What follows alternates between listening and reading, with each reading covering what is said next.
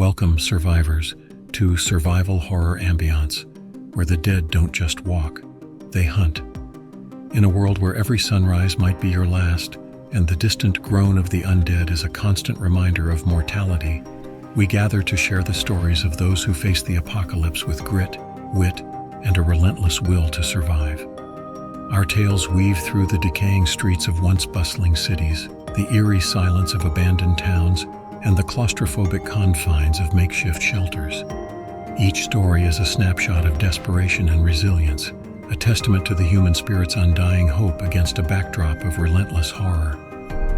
As you dive into these narratives, be prepared to confront the fears that lurk in the shadows, the chilling whispers of the undead, and the haunting reality of a world forever changed.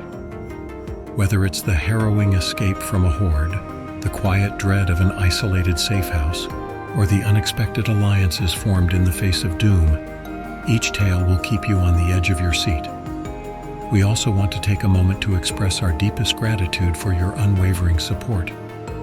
Your enthusiasm and encouragement keep this community of survivors thriving, and your dedication fuels the stories we share. Thank you for being a vital part of Survival Horror Ambience. So lock your doors, keep your weapons close, and keep your ears sharp. The stories you're about to hear are not for the faint of heart. Welcome to a brunch of zombie tales where survival is not just a necessity, but an art. Chapter 1: Into the Wild. The forest lay shrouded in the early morning mist, the air thick with the scent of pine and damp earth. Daryl stood at the edge of the trail, his gaze sweeping over the towering trees that stretched endlessly into the horizon. As the sun peeked through the canopy, casting dappled shadows on the forest floor, Daryl set off on his daily patrol. Each step was deliberate, his boots crunching softly on the carpet of fallen leaves. He moved with the ease of someone intimately familiar with the terrain, his senses alert to the slightest disturbance. For Daryl, the forest was both sanctuary and sentinel, a place where he found solace in solitude. As he walked, Daryl's thoughts drifted back to his days as a soldier, to the memories he sought to leave behind. The forest offered him respite from the echoes of war, its tranquil embrace a balm for his troubled soul. "Morning, Daryl," a voice called out from the distance, interrupting his reverie. Daryl glanced up to see his colleague Jake emerging from the underbrush. Jake was a seasoned ranger, his weathered face etched with lines of experience. "Morning, Jake," Daryl replied with a nod, his voice low and steady. "Anything interesting out here today?" Jake asked, falling into step beside him. Daryl shook his head. "Quiet as usual, but you never know what might be lurking in these woods." Jake chuckled. "That's the thrill of it, isn't it? Never knowing what you might come across." They continued their patrol in companionable silence. The only sounds were the rustle of leaves and the occasional chirp of a bird. Daryl felt a sense of peace settles over him, a rare moment of tranquility in an ever-changing world.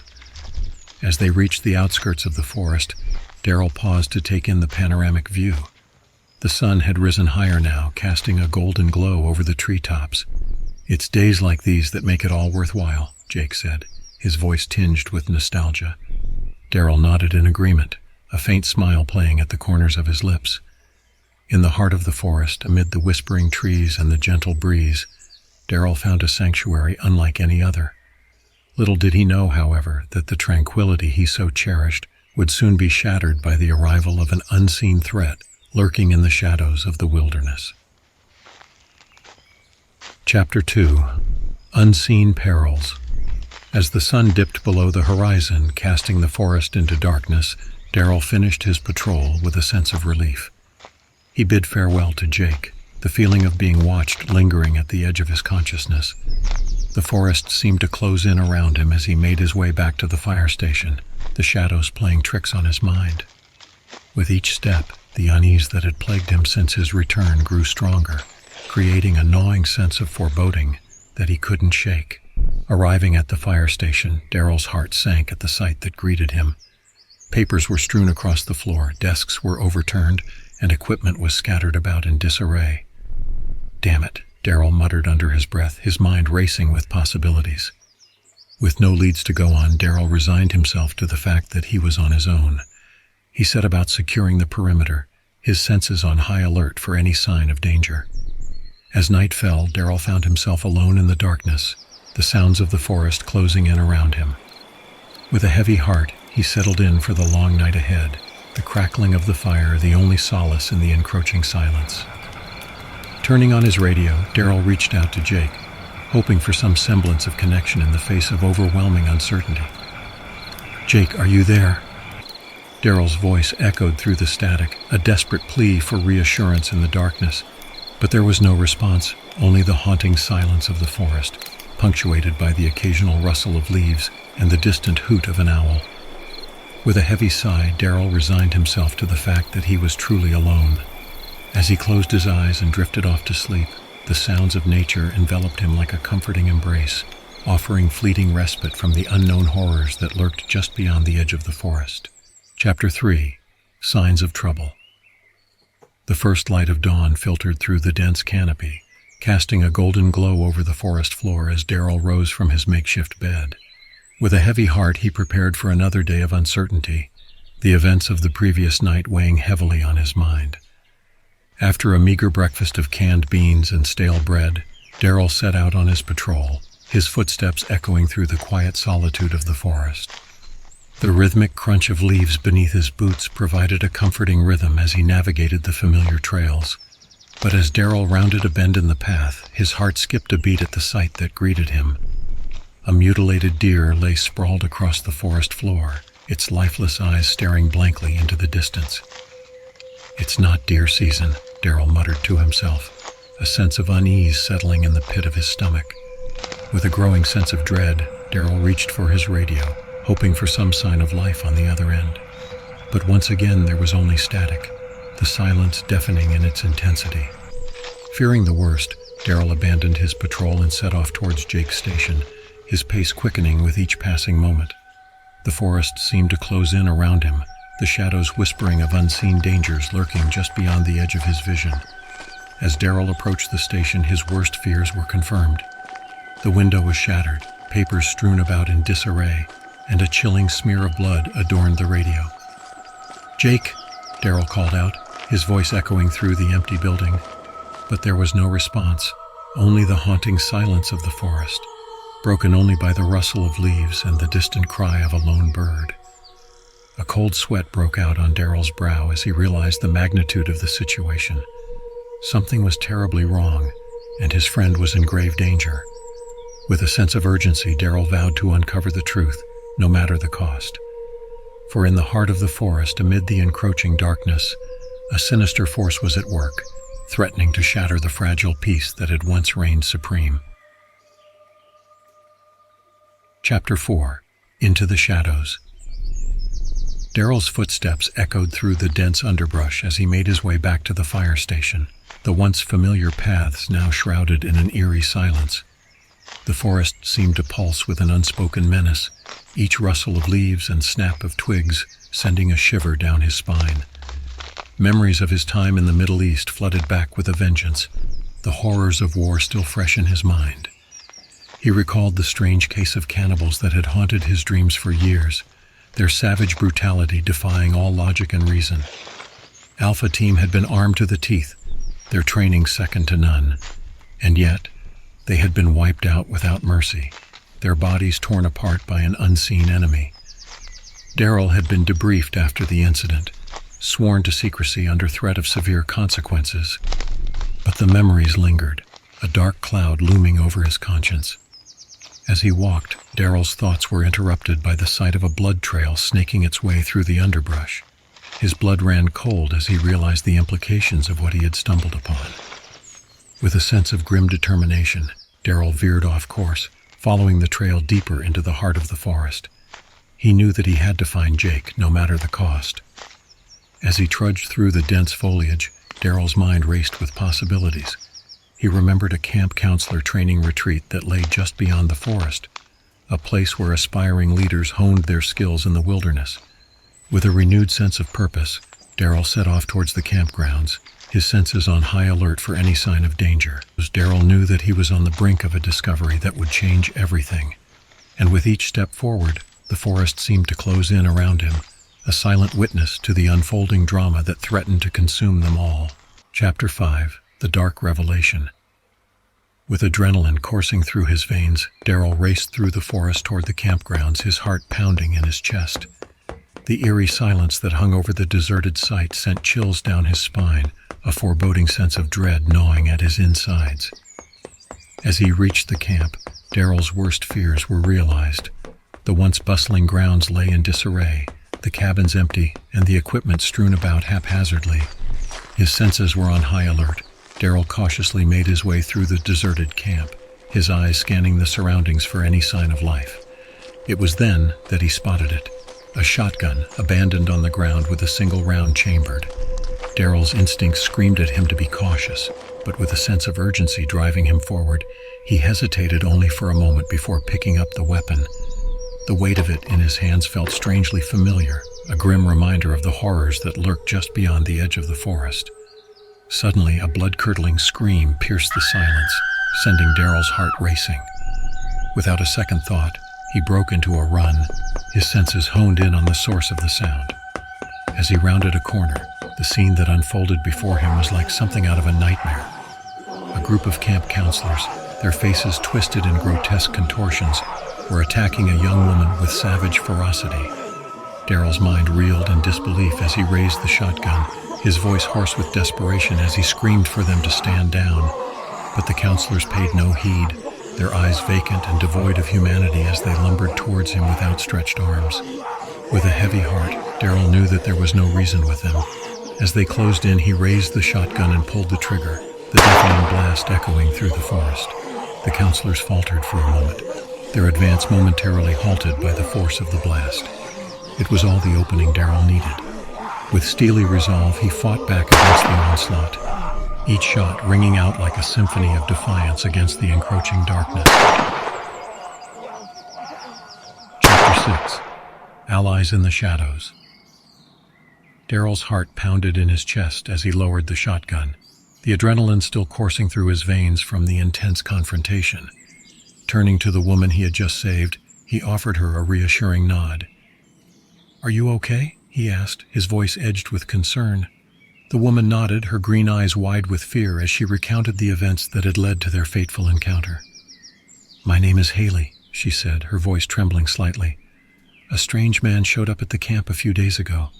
He attacked one of the counselors and we managed to drive him away. But then people started getting sick and they started attacking each other." Daryl listened intently, his mind racing with the gravity of her words. It seemed that whatever had befallen the camp was far more dire than he had initially imagined. "We tried to call for help," Haley continued, her voice growing more frantic, "but there was no reception. And when we went to get the radios, we found that there were no batteries." Daryl's heart sank at the news, the weight of their situation pressing down on him, but he refused to succumb to despair, his mind already searching for a way to escape the encroaching darkness. "We need to get to the fire station," he said, his voice firm with determination. "There might be supplies there that we can use."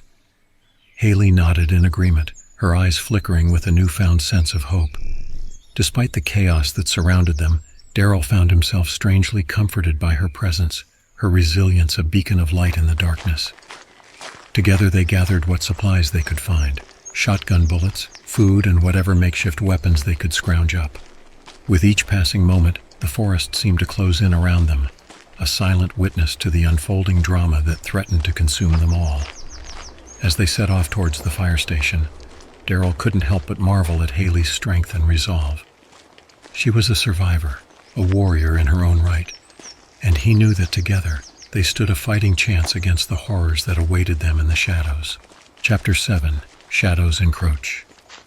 As Daryl and Haley ventured deeper into the forest, the oppressive weight of darkness seemed to close in around them, the dense canopy overhead blocking out the weak light of the moon. Despite the looming threat that hung over their heads, they engaged in light conversation, their words a welcome distraction from the horrors that lurked just beyond the edge of their vision. "Why did you take a job out here all by yourself?" Haley asked, her voice breaking the silence that had settled between them. Daryl hesitated for a moment, his thoughts drifting back to his time in the military. "I needed to get away," he finally admitted, his voice low with emotion. Haley nodded in understanding, her eyes filled with empathy. "What do you think this is?" she asked, her voice tinged with uncertainty. Daryl's jaw tightened at the question, his mind racing with the possibilities. "I think it's a bioweapon," he replied, his voice barely above a whisper. "I've seen something similar before, but never like this. Never so contagious." As they continued on their journey, their conversation dwindled into uneasy silence, the weight of their words hanging heavy in the air. It was then that they stumbled upon a figure standing in their path, his back turned towards them. "Jake!" Daryl exclaimed, a surge of relief flooding through him. "I've been looking all over for you." But his joy was short-lived as Jake turned around to reveal the grotesque visage of a zombie, his hollow eyes devoid of recognition as he lurched towards them with a chilling moan. Tears welled in Daryl's eyes as he raised the shotgun, his hands trembling with grief and regret. With a heavy heart, he pulled the trigger, the deafening blast echoing through the silent forest as he put down his former friend once and for all. Chapter 8.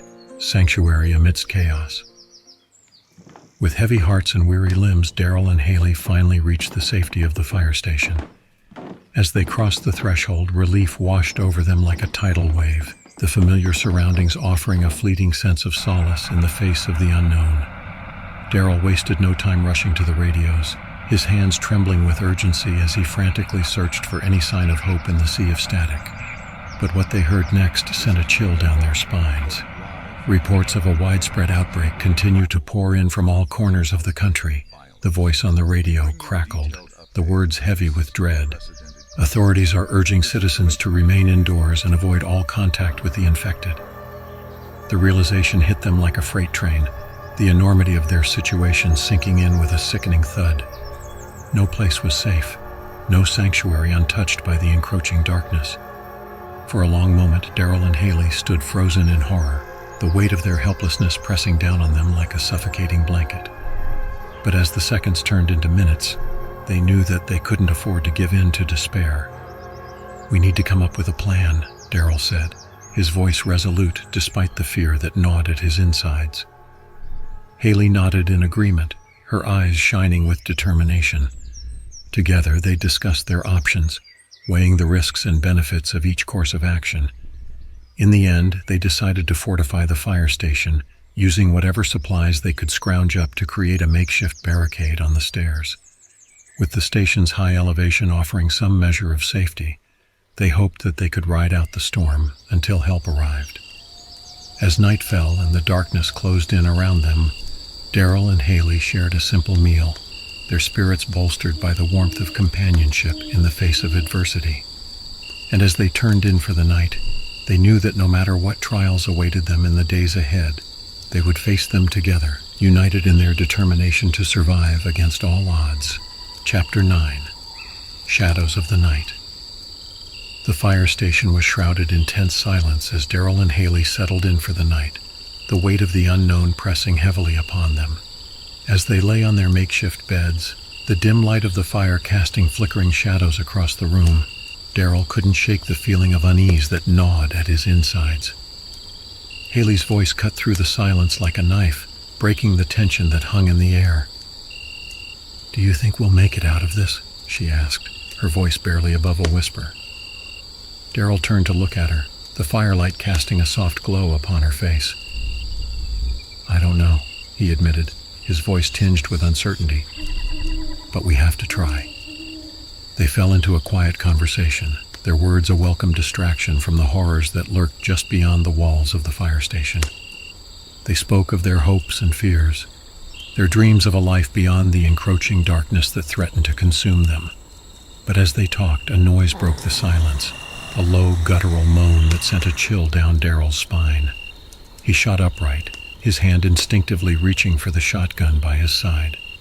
Beside him, Haley stirred, her eyes wide with fear as she listened to the ominous sound echoing through the darkness. "What was that?" she whispered, her voice trembling with apprehension. Daryl's heart pounded in his chest as he strained to listen, the scratching at the door and shuffling footsteps growing louder with each passing moment. "The dead," he replied grimly. "They're outside." With a sinking feeling in the pit of his stomach, Daryl knew that they were facing a battle unlike any they had encountered before. But as he looked into Haley's eyes, a spark of determination ignited within him.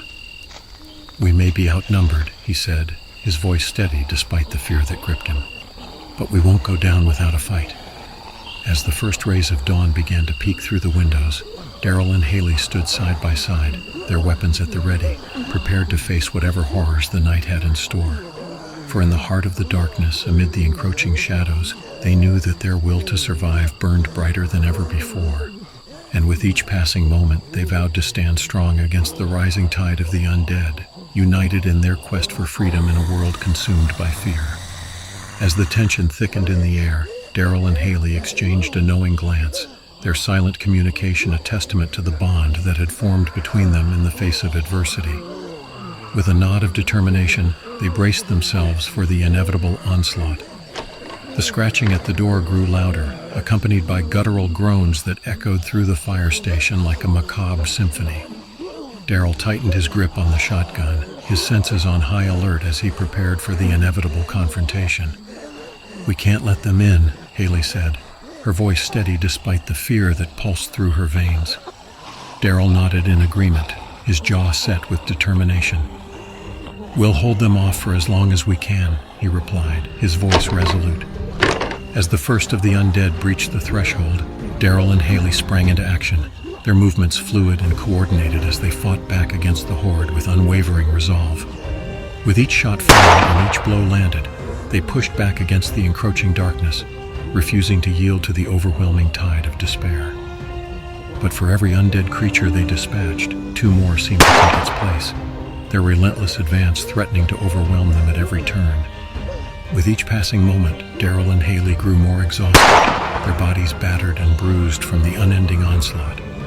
But still, while they fought on, their spirits unbroken, even as the darkness threatened to consume them whole. For in the heart of the fire station, amid the chaos and carnage, they found a glimmer of hope, a flickering flame that refused to be extinguished, even in the face of overwhelming odds. Chapter 10. Into the Unknown. As the first light of dawn broke through the windows of the fire station, Daryl and Haley stood amidst the wreckage of their battle, their bodies weary and battered, but their spirits unbroken. The sounds of the undead had faded into the distance, their relentless advance halted for the time being. But even as they caught their breath and took stock of their surroundings, a sense of unease lingered in the air, a reminder of the horrors that lurked just beyond the edge of their vision. "We did it," Haley said, her voice tinged with disbelief, as she surveyed the scene before them. Daryl nodded, a weary smile tugging at the corners of his lips. "For now," he replied, his voice heavy with uncertainty. As they began to clean up the remnants of their battle, a nagging feeling gnawed at the back of Daryl's mind. Despite their victory against the undead horde, he knew that their journey was far from over. "We should keep moving," he said, his voice low with urgency. "We can't stay here." Haley nodded in agreement, her eyes filled with determination. Together they gathered what supplies they could salvage and prepared to set out once more into the unknown. As they stepped outside into the harsh light of day, the forest stretched out before them like a vast, uncharted wilderness, its depths filled with untold dangers and unseen horrors. But as Daryl and Haley ventured forth into the unknown, a sense of foreboding hung over them like a dark cloud, a reminder that in this new world of uncertainty and fear, survival was never guaranteed. And as they disappeared into the shadows of the forest, their fate remained uncertain, their destinies intertwined with the ever-present specter of death that lurked just beyond the edge of their vision. For in the heart of the darkness, amid the encroaching shadows, the true horrors of their world had only just begun to reveal themselves. As they disappeared from view, they left behind them a trail of unanswered questions and lingering doubts. The sky was painted with hues of orange and pink as the Seafarer, a majestic cruise ship, glided away from the bustling port city. On the upper deck, passengers gathered, their faces alive with anticipation for the journey ahead. Among the crowd, Damian Reynolds, the ship's charismatic event planner, moved with effortless charm. With a mischievous glint in his eye and a confident smile, he greeted passengers as they boarded, making them feel instantly at ease. "Welcome aboard, folks. You're in for the time of your lives," Damian declared, flashing a grin at a group of excited teenagers. Clay and Alona, a young couple celebrating their anniversary, stepped onto the ship hand in hand. Clay, a software engineer with an adventurous spirit, eagerly scanned the horizon, while Alona, a nurse known for her compassionate nature, admired the ship's elegant design. "Can you believe we're doing this, Clay? A whole week of relaxation," Alona said, squeezing Clay's hand as they made their way to their cabin. Captain Rodriguez, a stoic figure with a military background, stood at the helm, his experienced hands guiding the ship into open waters. He surveyed the scene with a watchful eye. His priority was always the safety and well-being of his passengers. "Smooth sailing so far, Captain?" a crew member asked, approaching him with a cup of coffee. The captain nodded, his gaze never leaving the horizon. "For now, but we'll need to keep a close eye on the weather forecast." Dr. Emily White, the ship's physician, made her rounds, her calm demeanor reassuring those she passed. With a gentle smile, she offered words of welcome to nervous travelers and reassurance to those prone to seasickness. "Feeling a bit queasy, Mrs. Jenkins? Don't worry, it's perfectly normal. I'll bring you something to settle your stomach," Dr. White said, placing a comforting hand on the elderly woman's shoulder. As the ship set sail, the passengers' backgrounds and personalities began to emerge. The Johnson family, with their 2 young children in tow, bubbled with excitement at the prospect of their first cruise. "Daddy, look, we can see dolphins," exclaimed little Lily, pointing excitedly at the playful creatures frolicking in the ship's wake. Meanwhile, Mr. and Mrs. Chen, a retired couple celebrating their 50th wedding anniversary, exchanged loving glances as they watched the sunset from the deck. "In all our years together, I never thought we'd be on a cruise like this," Mrs. Chen said, leaning into her husband's embrace. In the corner of the ship's lounge, a group of college friends, including thrill-seeker Alex and bookish introvert Lisa, laughed and reminisced as they planned their adventures for the trip. "Skydiving in the Bahamas, anyone?" Alex suggested, his eyes sparkling with excitement.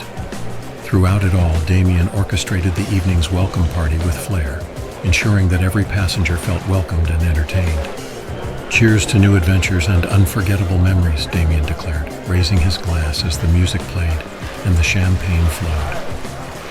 As the festivities continued into the night, the excitement of the voyage ahead filled the air, promising adventure, relaxation, and unforgettable memories. Chapter 2. The Outbreak. As the Seafarer continued its voyage, whispers of a strange illness began to circulate among the passengers and crew. Reports of people falling mysteriously ill spread like wildfire, casting a shadow over the once festive atmosphere on board. Clay, seated with Alona in the ship's dining hall, pushed his salad aside with a grimace. "I should have stuck to salads. This ship's food is questionable," he muttered, glancing around at the other diners. Alona shot him a concerned look. "Clay, don't be paranoid. It's probably just a bug going around. We'll be fine," she reassured him, though her worry lingered beneath the surface. Damien, passing by their table with a tray of drinks, caught snippets of their conversation. "No need to worry, folks. These things happen on cruises all the time. It's nothing serious," he chimed in with a reassuring smile before continuing on his way. Meanwhile, Captain Rodriguez received troubling reports from the ship's medical staff about a growing number of passengers falling ill. He furrowed his brow, his concern deepening with each new case. "Unusually, we can't seem to reach headquarters," he remarked to his first mate, his voice tinged with worry. "But let's keep this under wraps for now. We don't want to cause panic among the passengers." As the day wore on, the situation aboard the Seafarer grew increasingly dire. More and more passengers slipped into a sudden and unexplained coma-like state, their bodies limp and unresponsive. Crew members worked frantically to contain the outbreak, isolating the affected individuals and implementing strict sanitation protocols throughout the ship. But despite their efforts, the illness continued to spread, casting a pall of fear and uncertainty over the once vibrant cruise liner. As night fell over the ship, enveloping it in darkness, the true extent of the outbreak remained shrouded in mystery, a silent menace lurking just beneath the surface, waiting to reveal its devastating consequences. Chapter 3. Panic on Board. As the day wore on, whispers of concern spread like wildfire among the passengers of the Seafarer.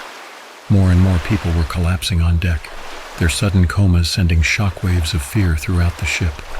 That night, as the ship sailed through the dark waters, the tension on board reached a fever pitch, Passengers huddled together in small groups, exchanging worried glances and anxious murmurs. In the captain's quarters, Captain Rodriguez and his first mate anxiously monitored the ship's communications.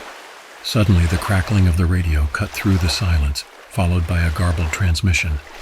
"Outbreak! Emergency! Quarantine!" The voice on the radio was barely discernible, lost amidst the static. Before they could make sense of the message, a blood-curdling scream pierced the night air. Without hesitation, Captain Rodriguez and his first mate rushed to the source of the commotion, their hearts pounding in their chests. "What in God's name was that?" Captain Rodriguez demanded. "I don't know, but it sounded like trouble," the first mate replied, his voice tight with tension. They arrived on the scene to find chaos unfolding before their eyes. Little Lily, the Johnson family's young daughter, was attacking her mother with a ferocity that defied comprehension. Her small frame convulsed with wild, animalistic movements as she ravaged her mother's neck like a rabid animal. "Get a medical team here now and secure the area," Captain Rodriguez ordered. "Aye, Captain, I'll radio for backup," the first mate responded, his voice urgent. The captain and his first mate stood frozen in shock, unable to comprehend the horrifying scene unfolding before them. "Captain, what in blazes is happening here?" the first mate asked, his voice trembling. "I don't know, but we need to contain this before it spreads any further," Captain Rodriguez replied, his tone grave. More screams echoed from other parts of the ship, signaling that whatever had afflicted Lily was spreading rapidly among the passengers. At that moment, as panic and chaos gripped the Seafarer, Captain Rodriguez knew that they were facing a threat unlike anything they had ever encountered before. And as the night wore on, the true horror of the outbreak would reveal itself in ways that would shake the very foundation of the ship and its inhabitants. Chapter 4. Descent into Madness. Chaos engulfed the Seafarer as Captain Rodriguez fought to contain the outbreak. He made the difficult decision to quarantine half of the ship, sealing off sections in an attempt to prevent the further spread of the sickness. Panic-stricken passengers and crew members scrambled for safety, their screams echoing through the corridors. In the medical bay, the first aid staff worked tirelessly to treat the afflicted, unaware of the danger lurking within their midst. Little Lily's bite had infected one of the nurses, and the sickness spread like wildfire, claiming more victims with each passing moment. On the communication system, all they heard was madness, desperate pleas for help, frantic cries for loved ones, and the sound of chaos consuming the once orderly ship. With no other options left, Captain Rodriguez made the difficult decision to head for the nearest mainland to seek help. The fate of the Seafarer now rested on his shoulders as he navigated the ship through treacherous waters, every moment fraught with uncertainty. Meanwhile, in his cabin, Damien, the charming event planner, found himself with a stunning redhead beauty, seeking solace from the chaos outside. "What's happening out there? It sounds like the ship's falling apart," Damien wondered aloud. "I don't know, but it doesn't sound good," the woman replied, her brown eyes wide with fear. As they pondered the screams echoing through the ship, a knock on the door shattered their moment of tranquility. "Who could that be at this hour?" Damien mused, his brow furrowed with concern. Opening the door cautiously, Damien was met with the sight of an infected man rushing towards him, blood streaming from his eyes and mouth. "Oh my God, what's happening?" the woman exclaimed, her voice trembling with fear. "Get back, stay away from him," Damien commanded, pushing the woman to safety. With adrenaline coursing through his veins, Damien barely dodged the infected man's outstretched arms. In a moment of desperation, Damien struck the man, knocking him unconscious before he could inflict harm. "We need to get out of here now," Damien urged, his voice urgent. But as he turned to reassure the woman, horror dawned upon him. The infected man had bitten her during the struggle, and she was now showing signs of infection.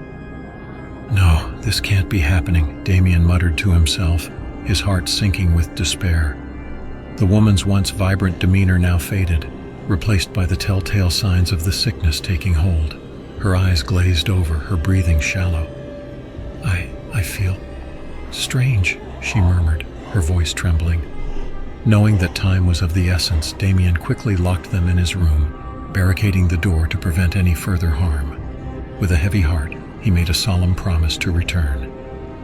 "I'll come back for you, I promise," Damien said, his voice filled with determination. Leaving the cabin behind, Damien set forth on a perilous journey through the dimly lit corridors, each step weighed down by the burden of his newfound responsibility. The ship seemed to groan and creak around him, as if it were a living, breathing entity consumed by the darkness that now enveloped it. His sole mission was to find the captain and seek help before it was too late. Chapter 5. The Abyss. The once orderly corridors of the Seafarer now resembled a scene from a nightmare.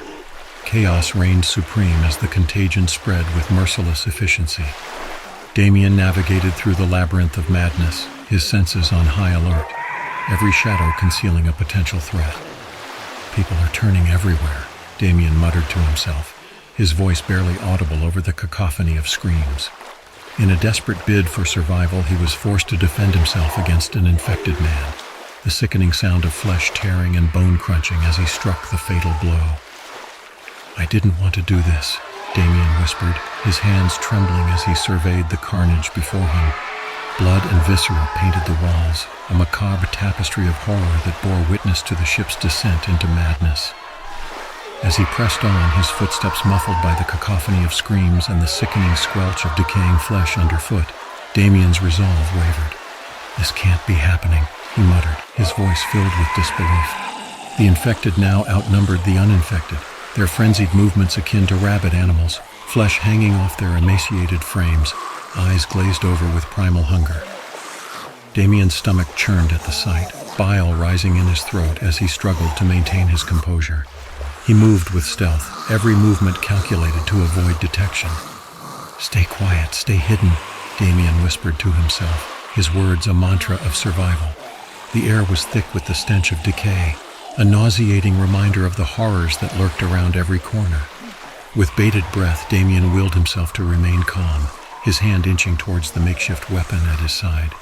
In a flash of movement, he darted past the infected horde, their guttural snarls fading into the distance as he made his escape. As he rounded a corner, Damien came face to face with a group of infected, their bloodshot eyes locking onto him with predatory intent. "I have to keep moving," Damien thought, his heart hammering in his chest as he fought the urge to flee.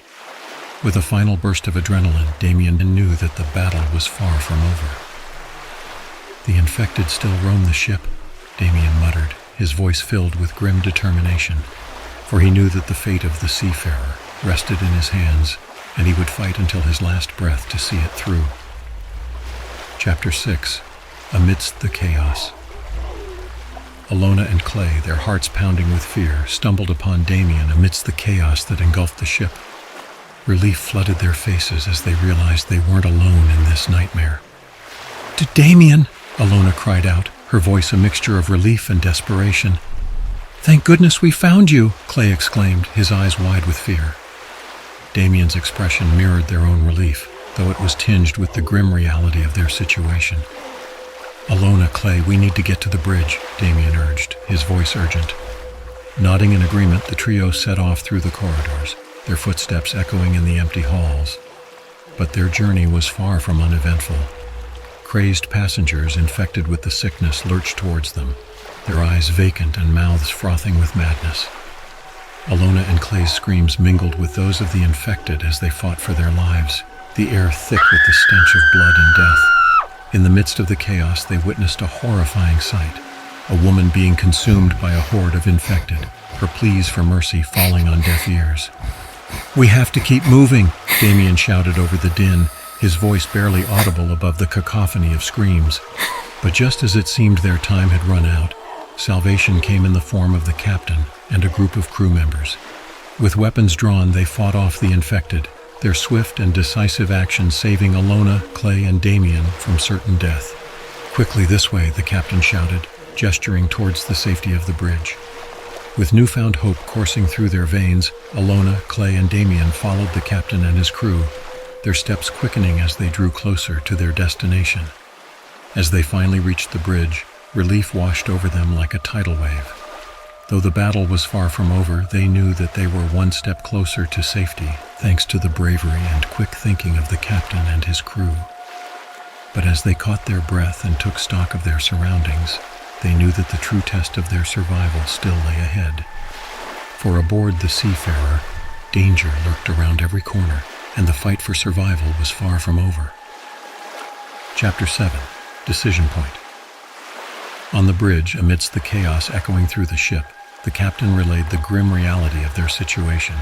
Alona, Clay, and Damien listened intently as he outlined their options.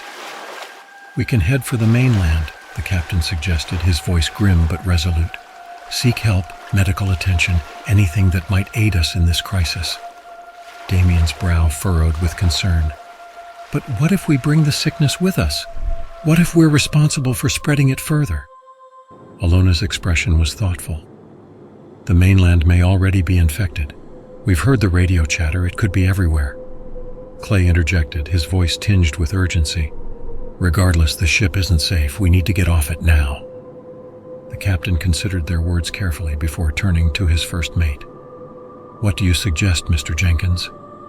The first mate hesitated, his gaze sweeping over the group assembled on the bridge. "We could head towards the coast, sir, get as close as possible, then use rowboats to make our way inland." A murmur of agreement rippled through the room, and a nurse stepped forward, her voice steady despite the chaos around them. "In the worst-case scenario, the virus will burn itself out. It's overworking the infected, after all." The captain nodded, his expression determined. "Very well. That's our course of action. Prepare to make for the coast." As the crew sprang into action, preparing for their risky journey to the mainland, Alona, Clay, and Damien exchanged glances, their hearts heavy with the weight of the decision before them. For aboard the Seafarer, the fight for survival raged on, and their fates hung in the balance. Chapter 8. Voyage into Darkness.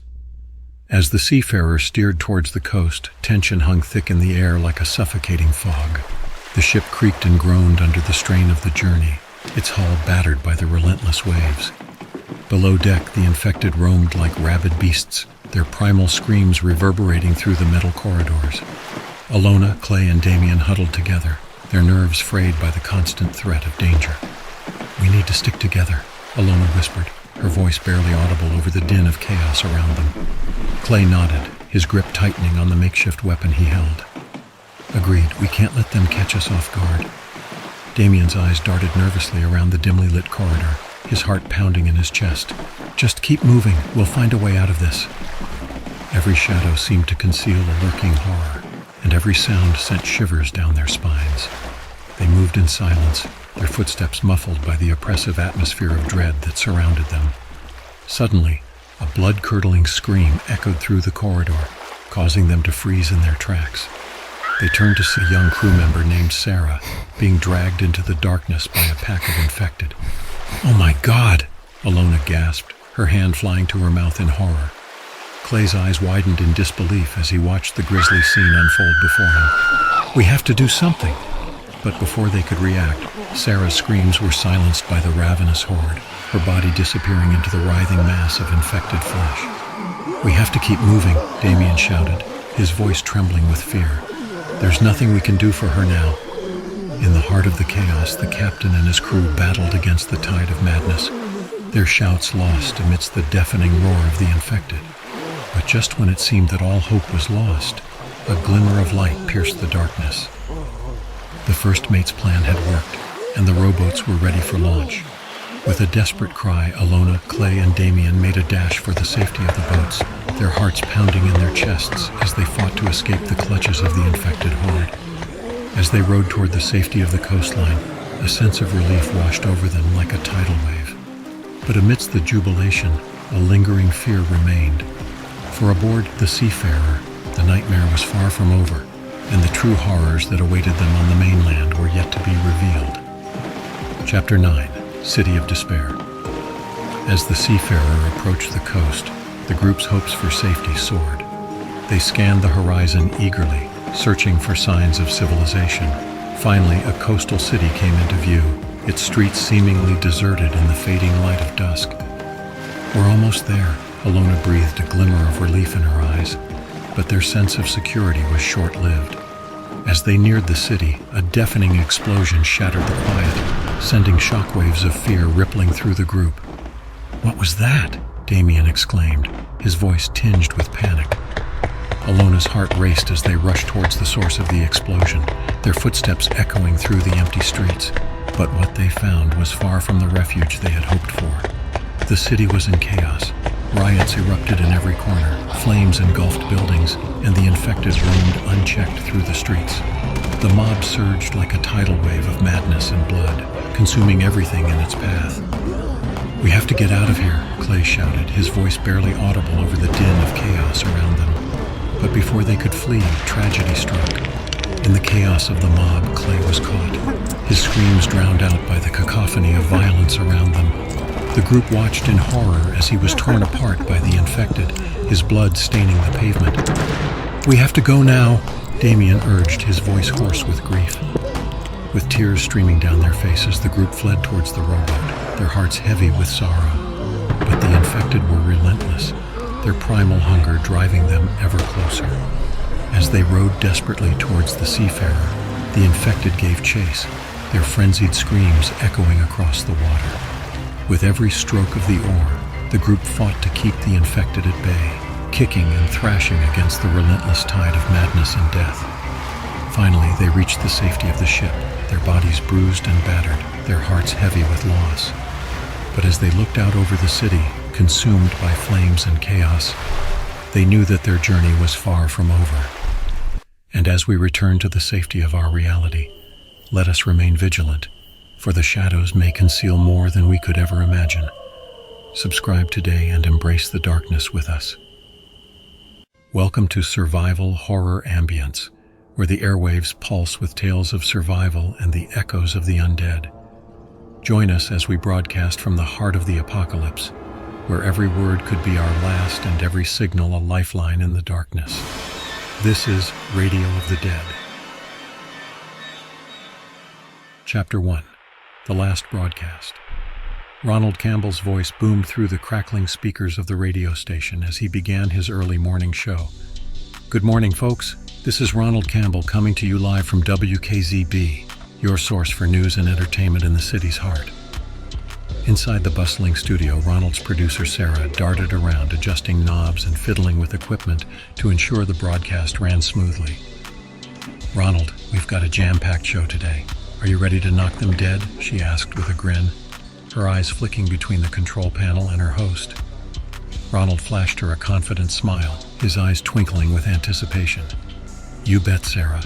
Let's give our listeners something to talk about," he replied, adjusting his headset and leaning closer to the microphone.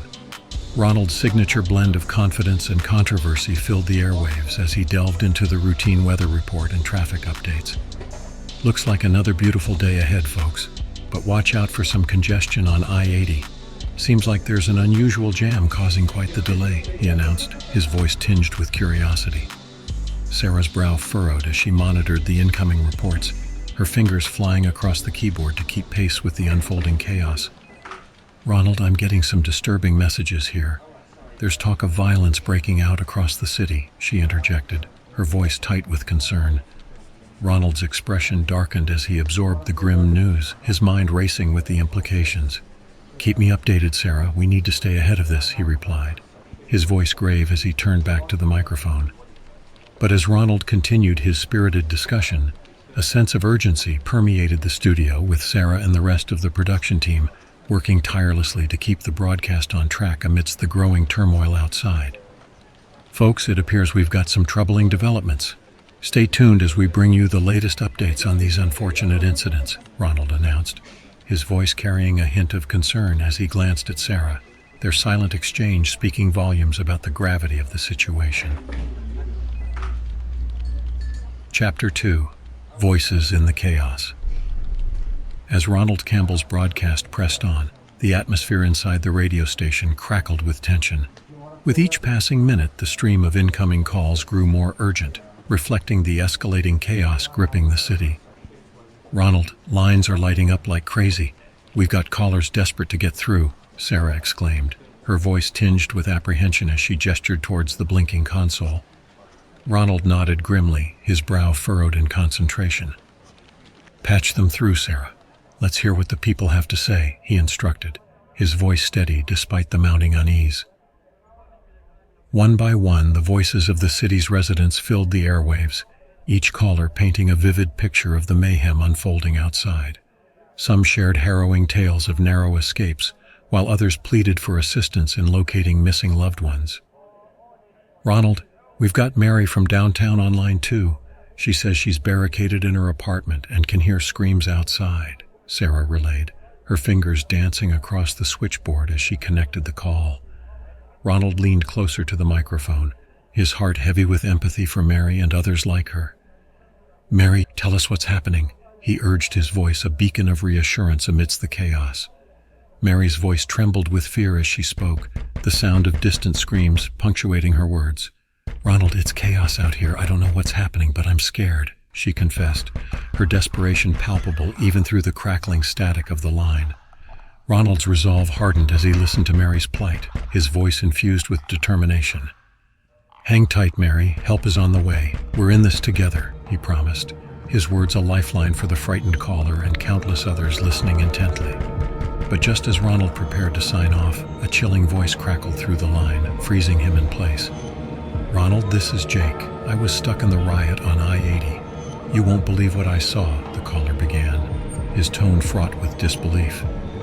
Ronald's pulse quickened as he listened intently, his mind racing to comprehend the magnitude of Jake's words. And then, with a gut-wrenching clarity, the horrifying truth dawned on him. "The people, Ronald, they were eating each other," Jake revealed, his voice filled with horror and disbelief. Chapter 3. The Sound of Madness. Inside the radio station, chaos reigned supreme as Ronald Campbell found himself at the epicenter of a storm unlike any he had ever witnessed. With each passing moment, the flood of reports pouring in from listeners and news sources alike painted a chilling picture of the city's descent into madness. "Sarah, I need updates on every hotspot in the city. Get me everything you can," Ronald barked, his voice strained with urgency as he paced the studio, his mind racing to keep pace with the unfolding crisis. Sarah nodded frantically, her fingers flying across the keyboard as she scrambled to gather the latest information. "Ronald, reports are flooding in from all over. The dead are walking and they're attacking anyone in their path," she replied, her voice trembling with disbelief. Ronald sifted through the deluge of reports, each more horrific than the last, and a sense of dread settled over the studio. The once bustling hub of activity now stood silent, save for the frantic tapping of keyboards and the distant wail of sirens echoing through the city streets. "Ronald, we've got a caller on line 5. He says he's barricaded in his apartment and can hear screams outside," Sarah announced, her voice shaking as she connected the call. Ronald took a deep breath, steeling himself for what he knew would be another harrowing tale of survival in the face of unimaginable horror. "You're live on the air. Tell us what's happening," he urged, his voice a steady anchor amidst the storm. The caller's voice quivered with fear as he recounted the chaos unfolding outside his window, each word a testament to the terror gripping the city. "Ronald, it's like hell out here. The dead are walking and they're eating the living," he confessed, his desperation palpable even through the crackling static of the line. Ronald listened silently, his heart heavy with the weight of the caller's words. But before he could respond, another urgent voice crackled through the line, sending a shiver down his spine. "Ronald, this is Sarah from WKZB. I've just received word from the CDC. They've declared a state of emergency," Sarah announced, her voice trembling with emotion as she relayed the grim news. As the reality of the situation sank in, Ronald knew that the city stood on the brink of collapse, its streets teeming with the walking dead, and its citizens facing an uncertain future. Chapter 4. The Outbreak Unveiled. The screams of terror from outside Ronald's window clawed at his heart, threatening to overwhelm him with despair. Tears welled in his eyes as he struggled to maintain his composure, the cacophony of horror threatening to engulf him. Ronald reached for his headphones with a trembling hand, desperate to drown out the agonized cries that echoed through the city streets. He pressed them tightly against his ears, the familiar sound of his voice offering a fragile sanctuary amidst the chaos. But even as Ronald sought refuge in the safety of his broadcast, a new voice cut through the static, bringing with it a grim revelation. "Ronald, we have a doctor on the line.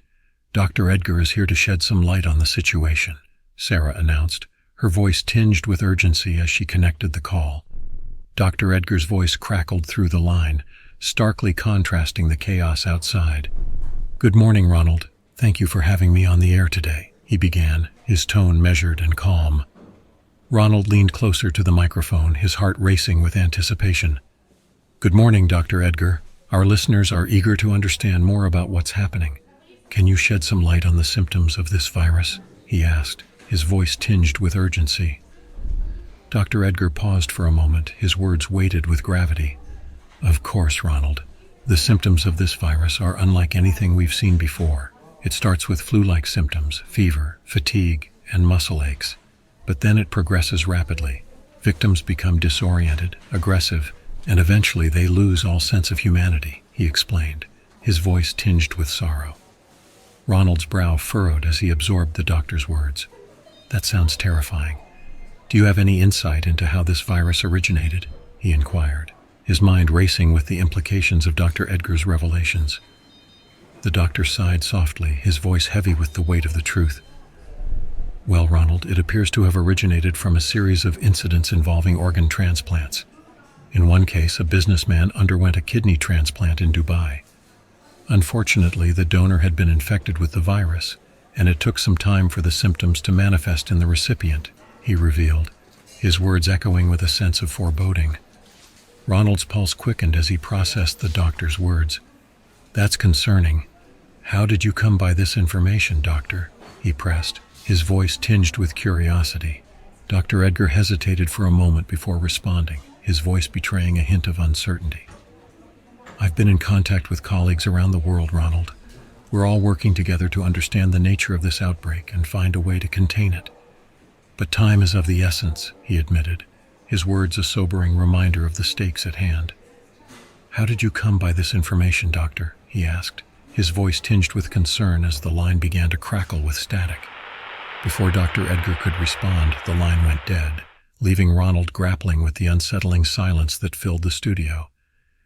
With a heavy heart, he turned to Sarah, his eyes filled with a mix of fear and determination. "We have to keep going, Sarah. Our listeners need to know the truth," Ronald declared, his voice steady despite the turmoil raging outside. But before they could resume the broadcast, Sarah's voice cut through the tension, her expression grave as she delivered the news they had been dreading. "Ronald, we're cutting away to the head of the CDC. They're addressing the situation," she announced, her tone tinged with resignation. As the head of the CDC attempted to downplay the reports of a zombie virus, Ronald's frustration boiled over. "They're lying to us, Sarah. We can't trust them to keep us safe," he declared, his voice laced with defiance as he prepared to deliver the truth to his listeners. "Seems like some high-up government folks are vanishing into thin air. Makes you wonder what's really going on, doesn't it? But hey, we're not about to let the truth slip away in the shadows. Nope, we're going to keep digging, keep talking, and keep you all in the loop." "'Cause that's what we do," he concluded, his tone a blend of determination and reassurance. Sarah chimed in, her expression mirroring Ronald's resolve. "You got that right, Ronald." Chapter 5. The Descent into Chaos. As Ronald and Sarah frantically worked to maintain control of the radio station amidst the escalating chaos outside, the unthinkable happened. An outbreak erupted within the very walls of their sanctuary. The air crackled with tension as the interns, once eager to learn the ropes of broadcasting, succumbed to the virus coursing through their veins. With bloodshot eyes and frenzied expressions, they launched into a rampage, their primal instincts driving them to attack anyone in their path. Ronald's heart raced as he watched in horror as the chaos unfolded before his eyes, with Bryson Taylor, the next up radio host, bearing the brunt of the intern's onslaught. Blood and gore painted the once pristine studio in a macabre tableau of violence. "Sarah, we need to get out of here," Ronald shouted over the cacophony of screams and snarls, his voice tinged with urgency as he grabbed her arm, pulling her towards the exit. Together, they fought tooth and nail to regain control of the radio station, wielding makeshift weapons with grim determination. With every swing of a chair leg or a microphone stand, they carved a path through the hordes of infected interns, their survival instincts kicking into overdrive. But as they made their way downstairs to seal the shutters and fortify their position, they found themselves outnumbered and surrounded. The stench of decay hung heavy in the air as the relentless tide of the undead closed in, their hungry moans echoing through the darkness. With nowhere left to run and no hope of escape, Ronald and Sarah stood back to back, their breaths coming in ragged gasps as they prepared to make their final stand. Little did they know that their fight for survival was far from over, and that the true horrors of the outbreak had only just begun to reveal themselves. Chapter 6. A Sacrifice Made. As Ronald and Sarah found themselves cornered by the relentless horde of zombies, desperation clawed at their hearts. But amidst the chaos, Sarah's sharp eyes caught sight of a glimmer of hope, a gun strapped to the belt of a fallen zombie guard. "We need that gun," Sarah declared, her voice tinged with determination as she locked eyes with Ronald. Ronald's gaze met hers, his expression torn between fear and disbelief. "We'll never make it," he protested, his voice heavy with resignation. But Sarah shook her head, her resolve unwavering. "I told you I have your back, right?" she reminded him, her voice a quiet promise amid the madness. With a silent nod, Ronald braced himself as Sarah surged forward, forcing her way through the mass of undead with fierce determination. With each step, she deftly dodged their grasping hands, her eyes fixed on the prize before her. And then, in a flash of motion, Sarah reached the fallen guard and seized the gun, her fingers closing around the cold metal with a sense of purpose. With practiced precision, she aimed and fired, the sound of gunshots ringing out through the chaos as two of the walking dead fell to the ground, their lifeless bodies crumpling to the floor in a heap. But as Sarah turned to face the remaining zombies, a chilling realization dawned on Ronald. A lone zombie lurked in the shadows, poised to strike.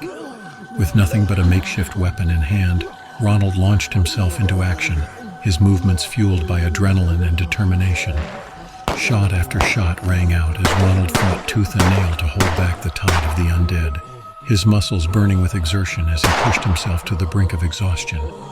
With each fallen zombie, the odds shifted in their favor until only one remained standing, a lone figure in the darkness, its eyes fixed on Ronald with a hunger that sent shivers down his spine.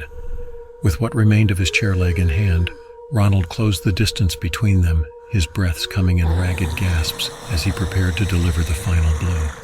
And then, with a swift and decisive strike, he brought the makeshift weapon down with all his strength, the sound of bone crunching beneath the force of the blow echoing through the silent room. With the last of the zombies vanquished, Ronald wasted no time in hurrying to Sarah's side, his heart pounding with a mixture of relief and dread as he assessed her injuries.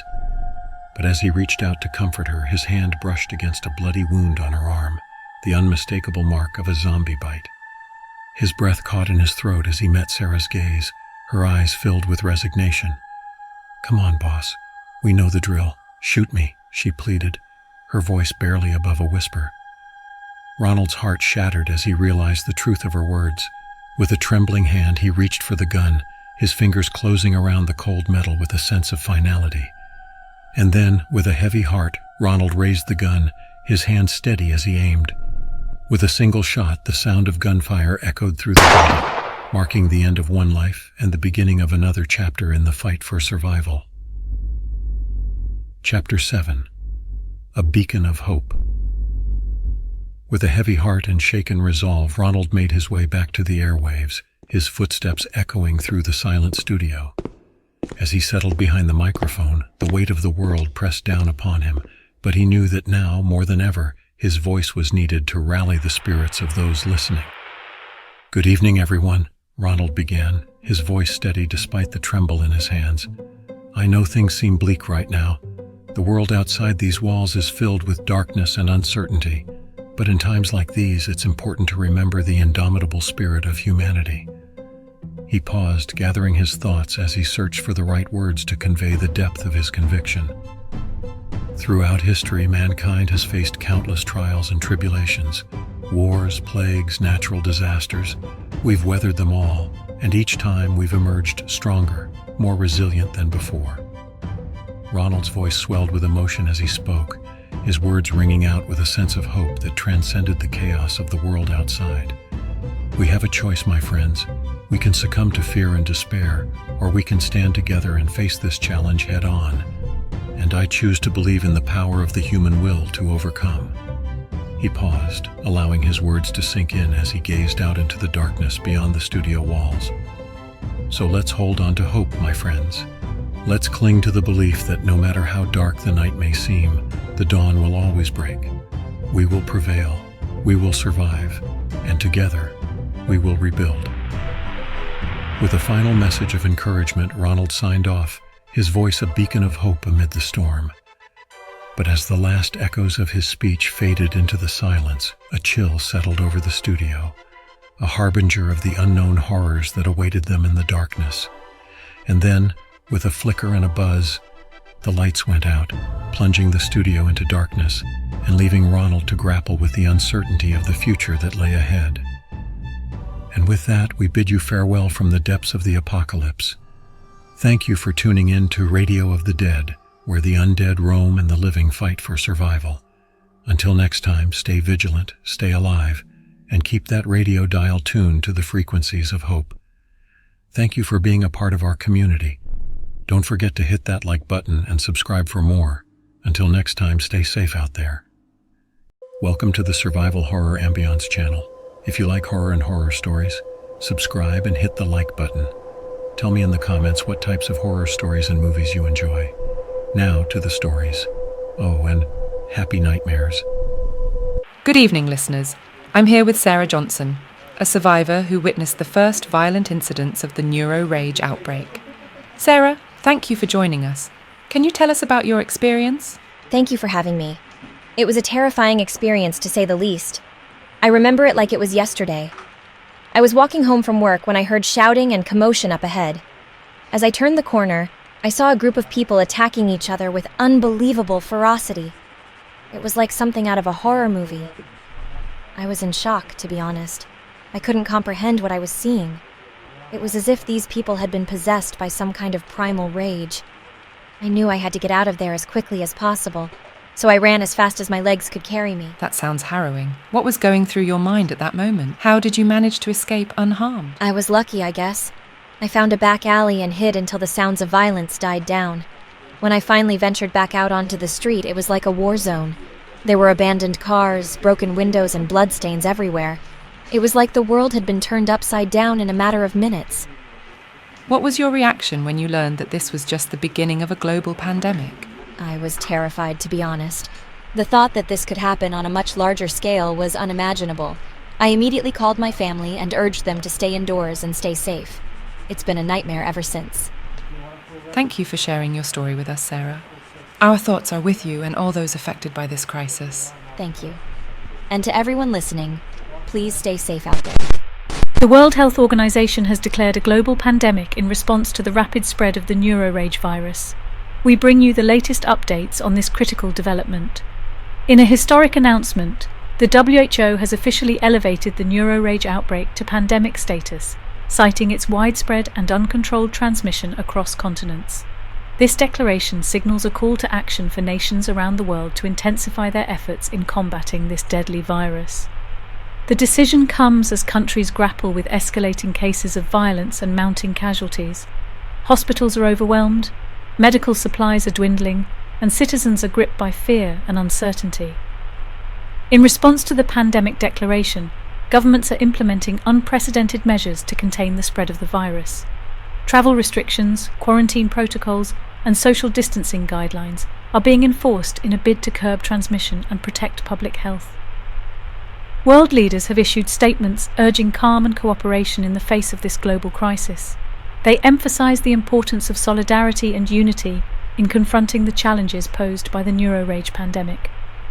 However, as the pandemic continues to unfold, questions remain about the effectiveness of current containment efforts and the availability of resources to support overwhelmed healthcare systems. Experts warn that the road ahead will be long and arduous, with the potential for further escalation of the crisis if decisive action is not taken swiftly. The world watches with bated breath as nations come together in a race against time to stem the tide of violence and save lives. 911. Hello? Oh God, please help me. What's your emergency? I'm at home and there's this man. Ma'am, I need you to stay calm. What's your location and the nature of your emergency? He's trying to break in. I don't know what to do. Okay, ma'am. I've dispatched officers to your location. Can you tell me if you're in a safe place? I'm hiding in the closet. I'm so scared. Please, hurry. Help is on the way, ma'am. Stay on the line with me. Can you describe the man to me? Do you know him? No, I've never seen him before. He's banging on the door, screaming. He looks deranged. I understand, ma'am. I hear him. He's breaking Try to in. stay quiet and keep the line open. Officers will be there soon. Ma'am, listen to me. Stay calm and stay quiet.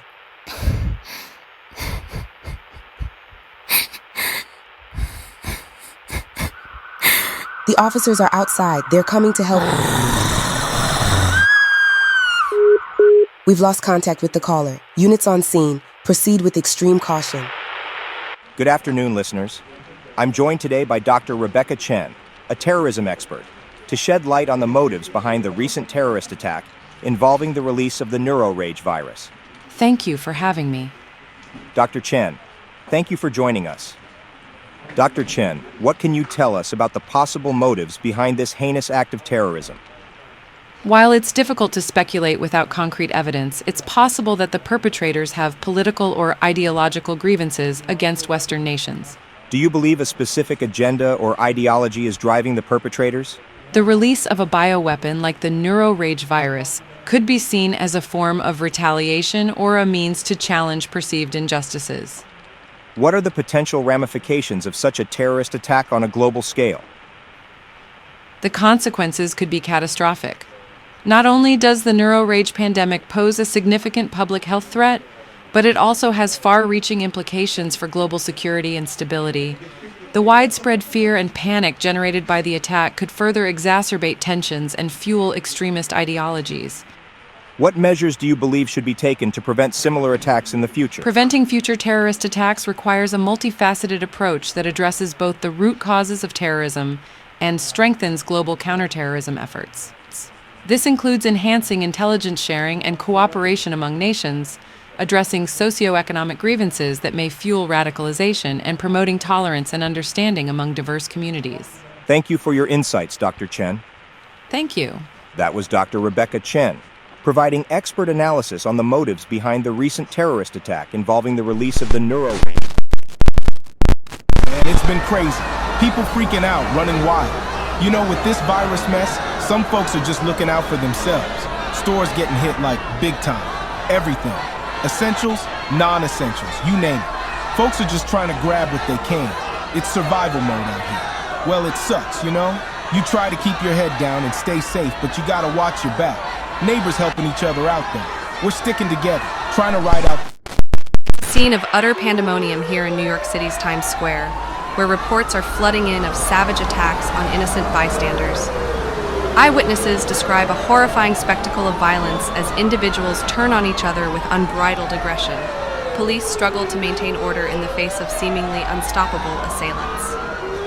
Similar incidents are being reported in cities across the globe, from London to Tokyo.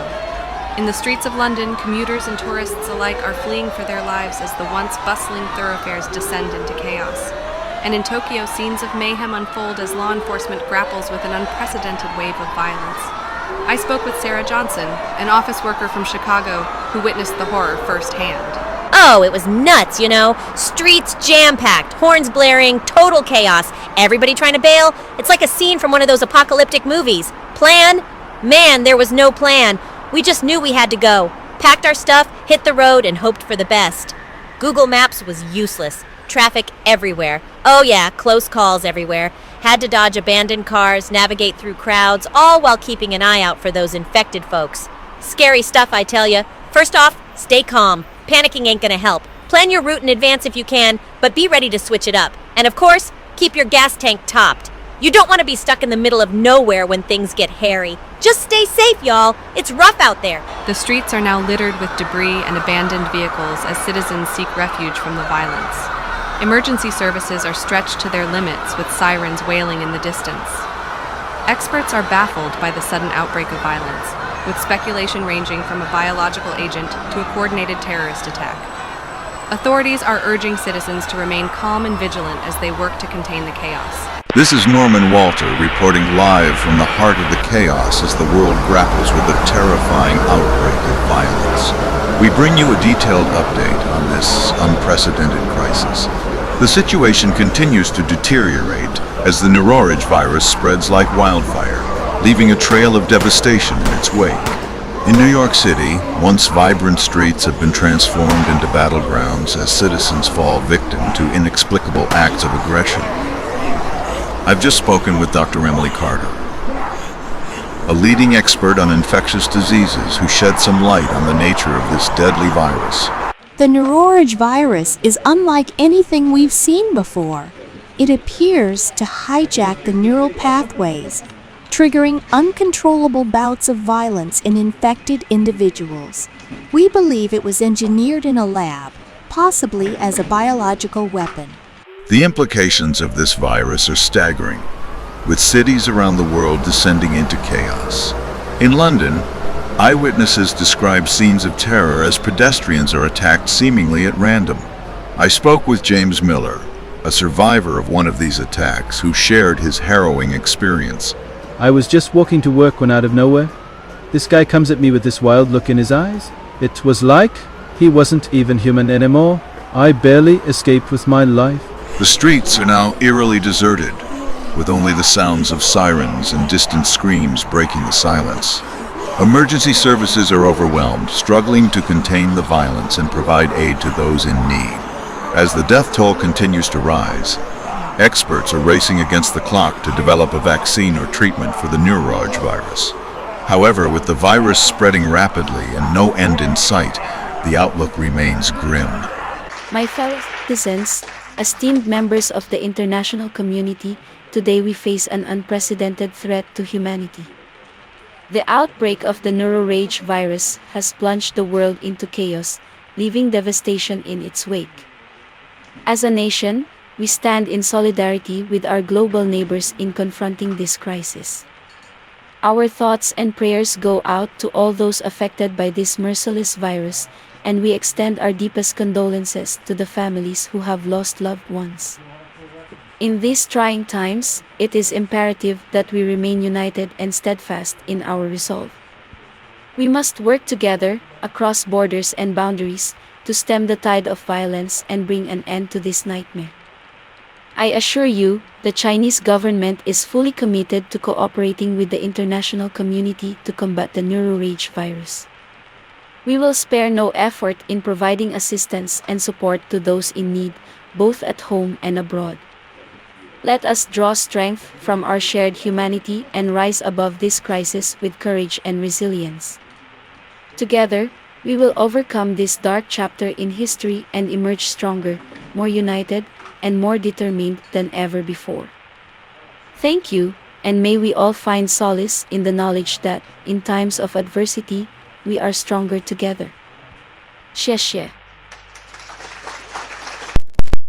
This is the Centers for Disease Control and Prevention, CDC, bringing you essential guidelines on how to safeguard yourself and others during the ongoing neurorage pandemic. As the neurorage virus continues to spread globally, it's imperative to implement preventive measures to mitigate the risk of infection. Here are key recommendations endorsed by the CDC. Understanding the nature of the virus and its transmission dynamics is crucial for making informed decisions. Practice good hygiene. Frequent hand hygiene is paramount. Wash your hands thoroughly with soap and water for at least 20 seconds, especially after coughing, sneezing, or being in public areas. Hand sanitizer with at least 60% alcohol can be used if soap and water are unavailable. Maintain physical distance.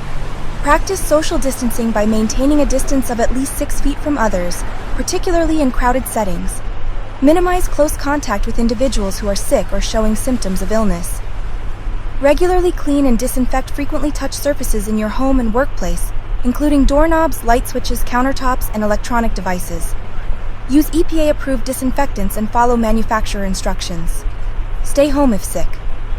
If you experience symptoms such as fever, cough, or difficulty breathing, stay home and self-isolate to prevent the potential spread of the virus to others. Seek medical advice if symptoms worsen, or if you have underlying health conditions.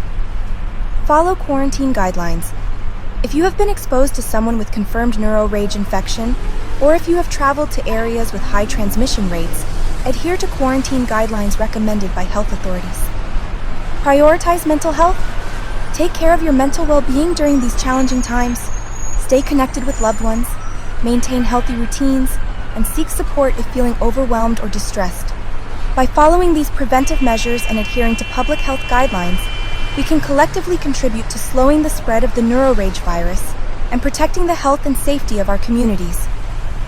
For more information and updates on the neurorage pandemic, visit the CDC website or contact your local health department. Together, we can overcome this global health crisis. This has been a public service announcement from the Centers for Disease Control and Prevention. Stay vigilant, stay informed, and stay safe. The mysterious virus gripping our nation continues to baffle experts.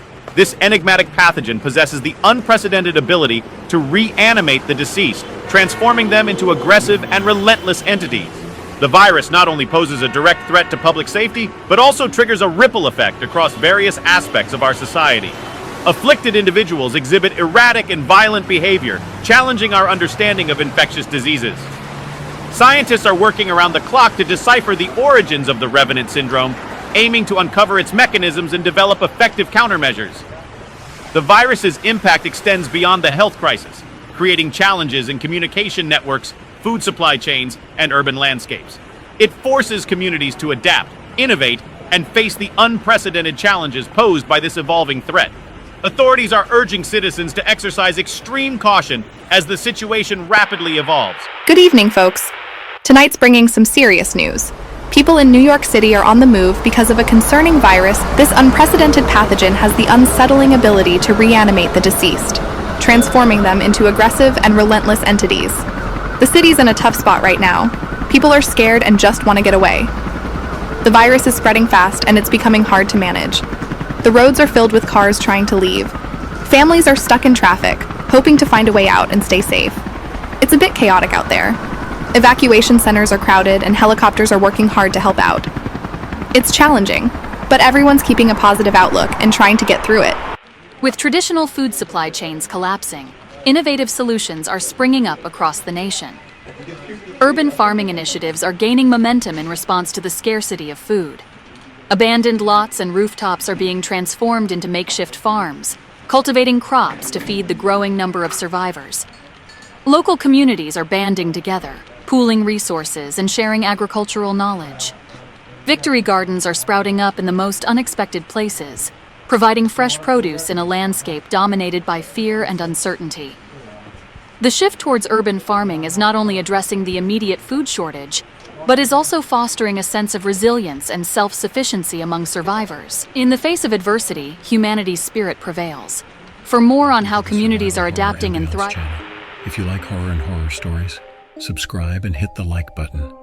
Tell me in the comments what types of horror stories and movies you enjoy. Now to the stories. Oh, and happy nightmares. Chapter 1. Dawn of the Plague. The world lay in ruins, a haunting echo of its former glory. Once vibrant cities now stood as silent monuments to the devastation wrought by the plague. Streets that once bustled with life now lay deserted, reclaimed by nature's relentless grasp. The air was thick with the stench of decay, a grim reminder of the horrors that had occurred to humanity. In this desolation, a disparate group of survivors struggled to find an existence. Among them was Sarah, her weary eyes a testament to the countless lives she had tried to save as a nurse before the world fell apart. Beside her stood John, his stoic demeanor betraying the pain of losing his family to the merciless tide of infection. And then there was Emily, a child of the apocalypse, her innocence stolen by the cruelty of fate. Their numbers were few, their stories as varied as the scars that marred their souls. Each survivor bore the weight of their tragedy, their pasts woven together by the common thread of survival. As days stretched into weeks and weeks into months, the group found themselves bound by a fragile alliance forged in the crucible of adversity.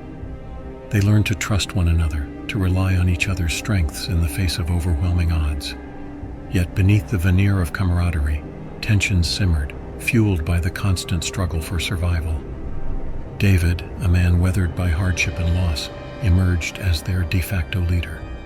His voice carried weight, his words a beacon of hope in a world consumed by darkness. It was he who called the meeting that fateful night, his eyes ablaze with determination as he addressed the weary faces gathered around the flickering campfire. "We cannot continue to wander, drifting like leaves on the wind," David declared, his voice grave with purpose. "If we are to stand any chance against the tide of infection, we must unite as one. We must cast aside our differences and face this threat together." Sarah, her gaze hardened by the harsh realities of their existence, nodded in agreement. "He's right. We can't keep fighting each other and expect to survive out here." John, his jaw clenched in silent resolve, spoke up next. "I've seen what happens when we let fear and distrust tear us apart. We need to stand together if we're going to make it through this." And so the survivors pledged themselves to the cause, their resolve steeled by the grim reality of their plight. With each passing day, they worked tirelessly to fortify their meager sanctuary, their hands toiling in unison to erect barricades and set traps to thwart the relentless advance of the infected horde. Yet even as they fought to secure their future, shadows of doubt lingered on the fringes of their consciousness. Whispers of dissent echoed through the makeshift camp, sowing seeds of discord among the weary survivors. Chapter 2: Shadows of the Past. As the sun dipped below the horizon, casting long shadows across the desolate landscape, the survivors huddled around the dwindling campfire, their faces drawn and weary from another day of relentless struggle. Tension hung heavy in the air, a palpable reminder of the dangers that lurked beyond the safety of their makeshift sanctuary. Sarah gazed into the flickering flames, her thoughts drifting to the distant past, to a time when the world was still whole and the future seemed limitless. But the memories that once brought her solace now only served to deepen the ache of loss that gnawed at her soul. John sat beside her, his eyes fixed on the darkening horizon, his mind a whirlwind of conflicting emotions. The weight of his past hung heavy upon his shoulders, a burden he could never fully escape. He had fought battles both on the battlefield and within the depths of his mind, but the scars remained, a constant reminder of the price of survival. Emily, the youngest among them, fidgeted nervously, her gaze darting from face to face as if searching for reassurance in the eyes of her companions. She had known little of the world before the plague. Her memories of a life untouched by sorrow were now nothing more than fleeting whispers in the recesses of her mind. David, ever the stoic leader, surveyed the group with a mixture of concern and determination. He knew that the road ahead would be fraught with peril, that their journey was far from over. But he also knew that they were stronger together, that their unity was their greatest weapon against the encroaching darkness. "We cannot afford to dwell on the past," David spoke, his voice cutting through the silence like a knife. "We must focus on the present, on what lies before us." Sarah nodded in agreement, her gaze lingering on the flames as if searching for answers in their dancing light. "But how can we move forward when the past weighs so heavily upon us?" John clenched his fists, his jaw set in a determined line. "We move forward because we have no other choice. We may carry the scars of our past, but they do not define us. We are survivors, and we will not be defeated by the shadows that haunt us." Emily, emboldened by John's words, spoke up for the first time since their conversation began. "I may not remember much of the world before, but I know that we are stronger together than we are apart. We may not have chosen this path, but we can choose how we walk it." Amidst their serious conversation, there were subtle exchanges of humor and tension beneath the surface. Sarah shot a playful smirk at John. "Hey John, remember the time you tripped over that abandoned bicycle and nearly got us all eaten?" John rolled his eyes, but a hint of a smile played at the corners of his lips. "Oh, don't even start. I had that situation under control." Meanwhile, Emily stole glances at David, her cheeks flushing slightly whenever their eyes met. David, ever the composed leader, returned her gaze with a small smile, his own emotions carefully concealed beneath a mask of stoicism. And so, as the night stretched on and the fire burned low, the survivors found solace in each other's presence, drawing strength from the bonds that held them together. For in the darkness of their pasts, they found the light of hope, a beacon to guide them through the trials that lay ahead. As they settled in for the night, the stars twinkling overhead like distant memories of a time long gone. They knew that no matter what challenges awaited them, they would face them together, and so they slept. Their dreams filled with visions of a future free from the shadows of the past, a future where hope reigned eternally, and the light of dawn banished the darkness once and for all. Chapter 3. The Night of the Horde. As the moon rose high in the sky, casting a silvery glow over the barren landscape, the survivors settled into an uneasy sleep. But amidst the stillness of the night, whispers of uncertainty lingered in the air, weaving their way through the fabric of dreams and stirring dormant fears. Sarah tossed and turned in her makeshift bedroll, her mind plagued by memories of lives lost and dreams shattered. The weight of responsibility pressed down upon her like a leaden blanket, threatening to suffocate her with its relentless burden. John lay awake beside her, his thoughts consumed by the specters of the past that haunted his every waking moment. He had fought too many battles and lost too many comrades to ever truly find peace in the quiet of the night. Emily slept fitfully nearby, her dreams troubled by visions of a world she could barely remember, a world she feared she would never truly understand. And David, ever vigilant, stood watch over his sleeping companions, his gaze fixed on the horizon, his mind racing with thoughts of the uncertain future that lay ahead. As the hours wore on and the night deepened, a sense of foreboding settled over the camp like a shroud. Shadows danced in the moonlight, twisting and writhing with a life of their own, casting eerie shapes upon the ground. Suddenly, a low growl echoed through the night, followed by the sound of shuffling footsteps drawing closer and closer. The survivors bolted upright, their hearts pounding with dread as they realized they were surrounded. "We've got company," John whispered, his voice tense with urgency. Sarah nodded, her hand instinctively reaching for her weapon. "Stay together and watch each other's backs." Emily clung to David's arm, her eyes wide with fear. "What should we do?" David's jaw clenched with determination as he scanned the darkness for any sign of movement. "We fight. We can't afford to let our guard down, not for a moment." Just then, the horde descended upon the camp, their blood-curdling cries piercing the night air. The survivors sprang into action, their weapons clutched tightly in their trembling hands as they fought for their lives. In the chaos that ensued, Jake, beloved member of their group, was caught off guard and overwhelmed by the infected. His screams echoed through the night, a haunting reminder of the brutal reality they faced. "We have to keep fighting," Sarah shouted, her voice barely audible over the roar of the horde. But as the minutes stretched into an eternity, hope began to fade, replaced by a grim acceptance of their fate. Just when all seemed lost, a deafening roar pierced the night air, accompanied by the thunderous roar of a motorcycle engine. A lone figure clad in tattered military gear tore through the horde like a whirlwind of death, his weapon flashing in the moonlight as he mowed down the infected with ruthless precision. With each swing of his blade, the tide of battle turned, the infected falling back before the onslaught of their newfound adversary.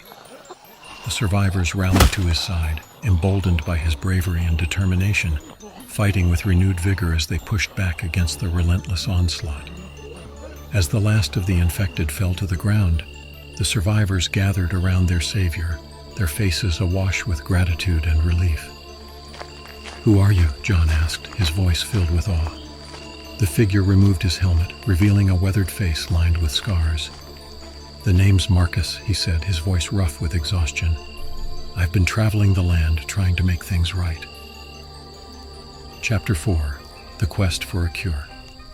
As the first light of dawn broke over the horizon, bathing the land in a warm embrace, the survivors gathered around Marcus, their faces filled with a newfound sense of hope.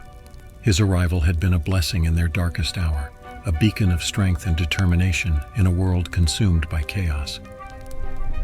"Marcus, you mentioned something about finding a vaccine," David said, his voice tinged with curiosity. "Do you know where we can find it?" Marcus nodded, his gaze fixed on the horizon. "There's a research facility not too far from here. I've heard rumors that they were close to developing a vaccine before the outbreak." Sarah's eyes widened with hope. "Do you think they might still have some samples left?" Marcus shrugged, his expression grim. "It's hard to say, but it's our best shot at finding a cure." John stepped forward, his jaw set with determination. Then what are we waiting for? Let's go get that vaccine." The survivors nodded in agreement, their resolve steeled by the prospect of a cure. With Marcus leading the way, they set out on their journey, their footsteps echoing through the silent streets as they made their way toward the research facility. As they traveled, they encountered countless dangers along the way: infected hordes, treacherous terrain, and rival survivor groups vying for control of the land. But through it all, they remained united, their determination unwavering in the face of adversity. Finally, after days of travel and hardship, they arrived at their destination, a sprawling complex nestled deep within the mountains. The facility loomed before them, its imposing walls a stark reminder of the challenges that lay ahead. "We'll need to split up and search the facility," Marcus said, his voice low with urgency. "The vaccine could be anywhere, and we can't afford to waste any time." The survivors nodded in agreement, their hearts pounding with anticipation as they prepared to enter the facility. With weapons drawn and senses heightened, they ventured into the darkness, their footsteps echoing through the empty corridors as they searched for any sign of the elusive vaccine. Hours turned into days as they scoured every inch of the facility, their hope dwindling with each passing moment. But just when it seemed that all hope was lost, Sarah stumbled upon a locked door at the end of a long hallway. "Over here," she called out, her voice tinged with excitement. Survivors rushed to her side, their hearts pounding with anticipation as Sarah worked to unlock the door. With a click, the door swung open, revealing a small laboratory illuminated by a dim overhead light. And there, on a table in the center of the room, sat vials of what appeared to be a potential vaccine, a glimmer of hope in a world consumed by darkness. "We found it," Marcus said, his voice filled with awe.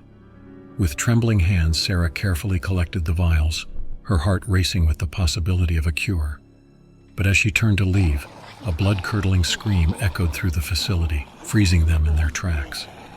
The survivors spun around to see a horde of infected pouring into the laboratory, their rotting flesh and gaping maws a terrifying sight to behold. With no time to spare, the survivors fought for their lives, their weapons slicing through flesh and bone with brutal efficiency. Blood sprayed across the walls as the survivors battled against the relentless onslaught, their screams mingling with the guttural growls of the infected. Limbs were torn asunder, organs spilled onto the floor, and the stench of death hung heavy in the air. But despite their best efforts, the survivors were outnumbered, the infected closing in on them from all sides. Just when all seemed lost, Marcus spotted a ventilation shaft near the ceiling, a slim chance at escape in the face of certain death. "Up there," he shouted, pointing towards the shaft. With adrenaline coursing through their veins, the survivors scrambled up into the shaft, their hearts pounding with fear as they narrowly escaped the clutches of the infected horde below. As they crawled through the darkness, their minds reeled with the horrors they had witnessed, their bodies trembling with exhaustion and despair. But amidst the chaos, a glimmer of hope remained. The vaccine they had risked everything to obtain, a beacon of light in a world consumed by darkness. As they emerged from the depths of the facility, their bodies battered and bruised but their spirits unbroken, they knew that their journey was far from over.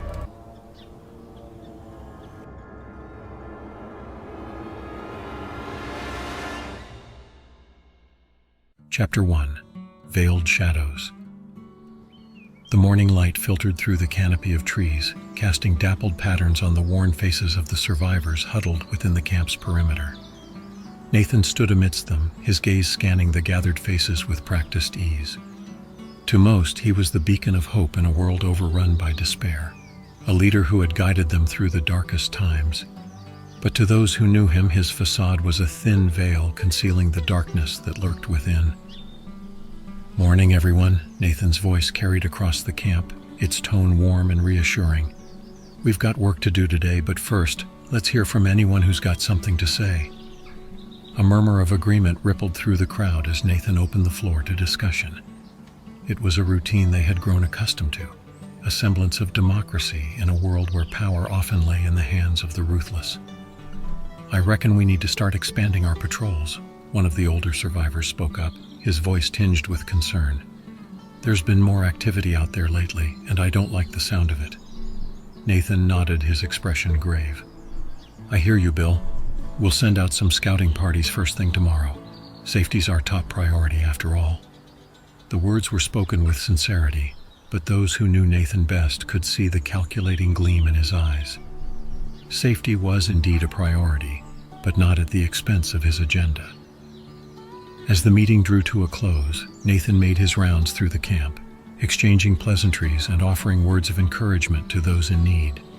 It was a performance he had perfected over the years, a mask he wore to conceal his true intentions.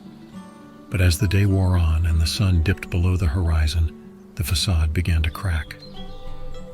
A survivor from a neighboring camp arrived at their doorstep, his face etched with fear and desperation. "Please," the man begged, his voice barely above a whisper. "They're coming for us. We need somewhere safe to hide." Nathan's smile never wavered as he welcomed the newcomer into the fold, but his eyes betrayed a coldness that sent shivers down the spines of those who dared to meet his gaze. "We'll take care of you," he promised, his voice honeyed with false sincerity. "You're safe here with us." Chapter 2: Fractured Loyalties. As the days turned into weeks, the cracks in Nathan's carefully constructed facade began to widen. Dissent simmered beneath the surface of the camp like a dormant volcano on the verge of eruption. Yet still, Nathan clung to the illusion of control, refusing to acknowledge the growing unrest that threatened to tear his group apart.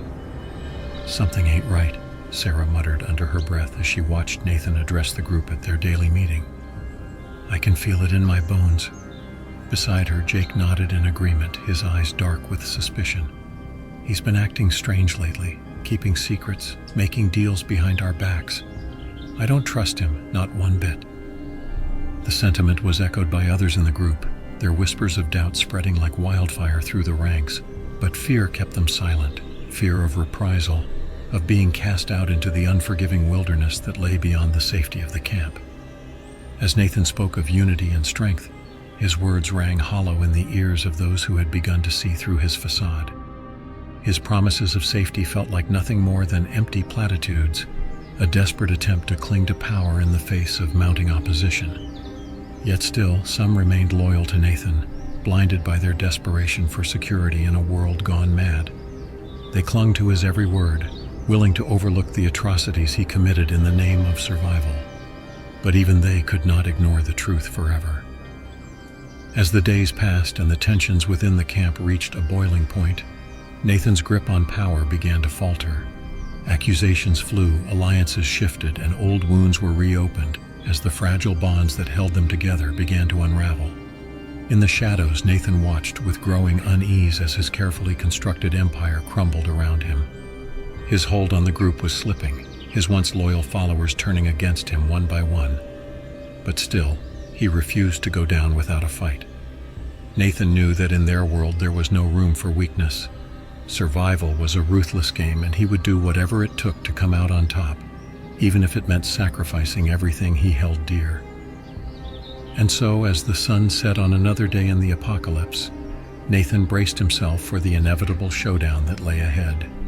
Chapter 3: Betrayals Echo.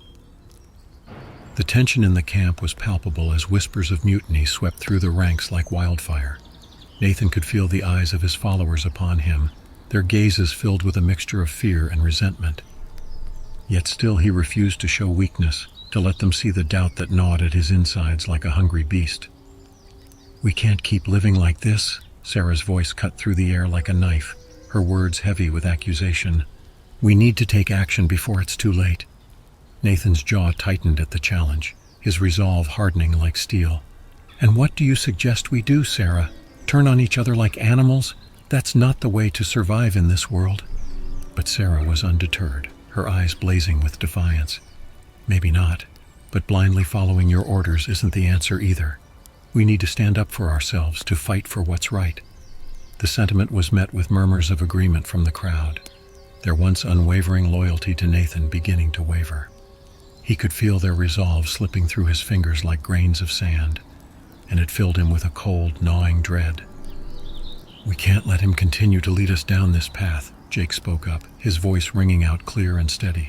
"It's time we took matters into our own hands." Nathan's heart hammered in his chest as he watched his followers turn against him, their once united front fractured beyond repair. He had known that this day would come and had felt it lurking on the horizon like a storm waiting to break. But still, it pained him to see the betrayal etched on their faces, to know that the trust he had worked so hard to build had been shattered in an instant. He had thought that he was doing what was necessary to keep them safe, to ensure their survival in a world gone mad. But now, as he stood on the brink of losing everything he held dear, Nathan couldn't help but wonder if perhaps he had been wrong all along. If perhaps his actions had been driven not by a desire to protect his people, but by a selfish need for power and control.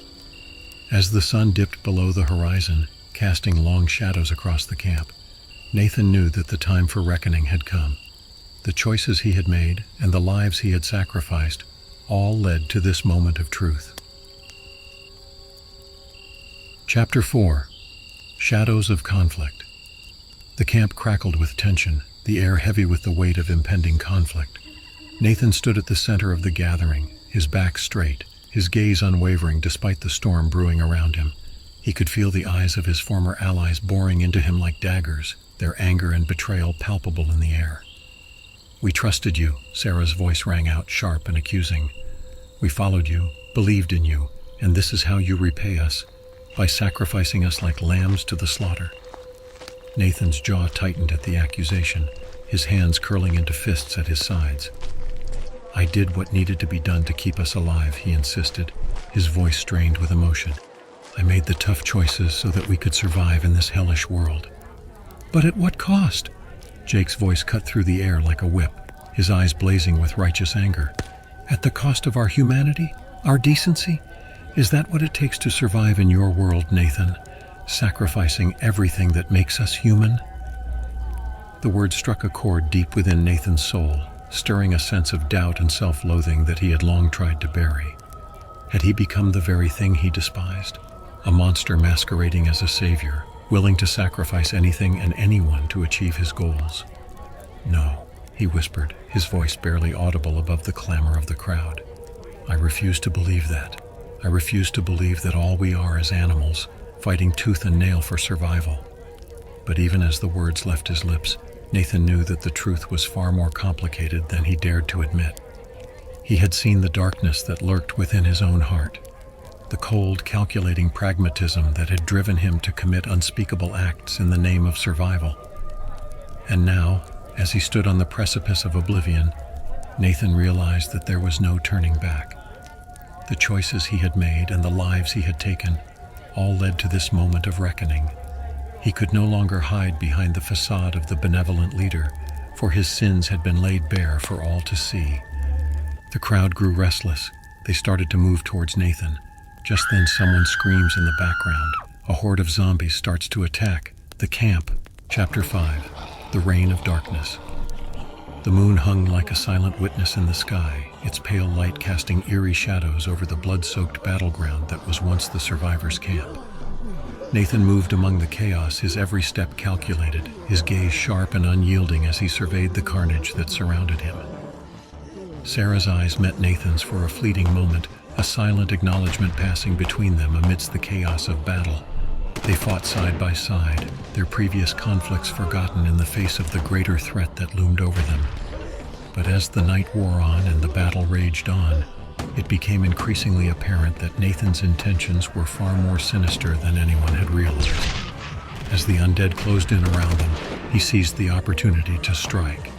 "Sarah, watch out!" Nathan's voice cut through the din of battle, but it was too late. A lone zombie lurched forward, its decaying hands reaching out to grab her from behind. Before anyone could react, Nathan drew a gun from his waistband, his expression cold and unyielding as he aimed at Sarah's unsuspecting back. "I'm sorry, Sarah," he whispered, his voice barely audible above the chaos. "But I can't let you stand in my way." The gunshot rang out like a death knell in the night, the sound of betrayal reverberating through the camp as Sarah crumpled to the ground, her lifeless eyes staring up at the moonlit sky. Nathan stood over her fallen form, his hands trembling with the weight of what he had done. "This is how it has to be," he muttered, his voice filled with a chilling certainty. "For the good of the camp, for the good of us all." But as the survivors looked on in horror, Nathan's true intentions became clear. With a ruthless determination, he proclaimed himself the new ruler of the camp, his voice ringing out with authority as he laid down the law. "From now on," he declared, his words carrying the weight of finality, "anyone who dares to oppose me will suffer the same fate as Sarah. There will be no mercy, no second chances. Obedience will be rewarded, and disobedience will be punished with death." The survivors watched in stunned silence as Nathan turned to those who had once stood by his side, his eyes burning with malice as he ordered them to round up those who had dared to defy him. In a gruesome display of power, he had them executed before the horrified eyes of the remaining survivors, their screams of agony echoing into the night as the darkness of the new world they lived in descended upon them like a shroud. And as Nathan stood amidst the carnage, his heart blackened by the horrors he had unleashed, he knew that there would be no turning back. In a world consumed by darkness, only the ruthless would prevail, and he intended to rule with an iron fist, no matter the cost. Chapter 6. The Reign of Terror. In the deep silence that followed the tumult of battle, whispers that had once sparked an uprising now lay as silent as the defeated. The survivors, weary and wounded, gathered in the shadow of their shattered lives, their defiance turned to ash as they confronted the price of their rebellion. Nathan stood amidst the wreckage of the camp, the dawn's early light casting long shadows over the scene of carnage. His followers, diminished but unbowed, assembled around him, their eyes reflecting a mixture of fear, respect, and the unspoken question of what was to come. He stepped forward, his boots crunching on debris, and addressed the remnants of his once thriving community. "You thought to challenge me," Nathan began, his voice cutting through the morning chill like a blade. "You believed that in your whispers and your plots, you would find strength enough to overthrow me." A pause hung in the air, heavy with the memory of the night's violence. Then from the crowd, a voice, ragged but defiant, dared to interrupt the silence. "We fought for freedom, for a life free from your tyranny." Nathan turned to face the speaker, a cold smile creeping across his face. "Freedom?" he echoed, the word dripping with contempt. "Look around you. See the fruits of your freedom. You have only succeeded in destroying what we had." He gestured to the ruins that surrounded them, his gaze sweeping over the faces of his people. "But know this," Nathan continued, his voice rising in a crescendo of power. "I am not your enemy. The world outside, that unforgiving darkness, that is our true foe. And only united under my leadership can we hope to survive it." A hush fell over the crowd as they absorbed his words, the truth of their situation settling heavy on their hearts. Nathan seized the moment, his voice now softer, more persuasive. "We have lost much, yes, but as long as we stand together, we are not defeated. I will rebuild what was lost, and I will make us stronger than before." This was but a test of our resolve. He extended a hand, not in supplication, but as a commander to his troops, an offer of reconciliation and unity. "Join me," he said, "and let us forge a new future from the ashes of our past." The silence that followed was pregnant with decision. Then slowly, one by one, the survivors stepped forward, placing their hands atop Nathan's. In that moment, an unspoken covenant was forged, a commitment to a future dictated by strength, ruthlessness, and an unyielding will to survive. As Nathan looked over the sea of faces before him, his smile widened, not a smile of warmth, but one of ambition, of plans unfurling like the dark wings of destiny. In the quiet dawn, amidst the ruins of his domain, Nathan had secured his reign once more.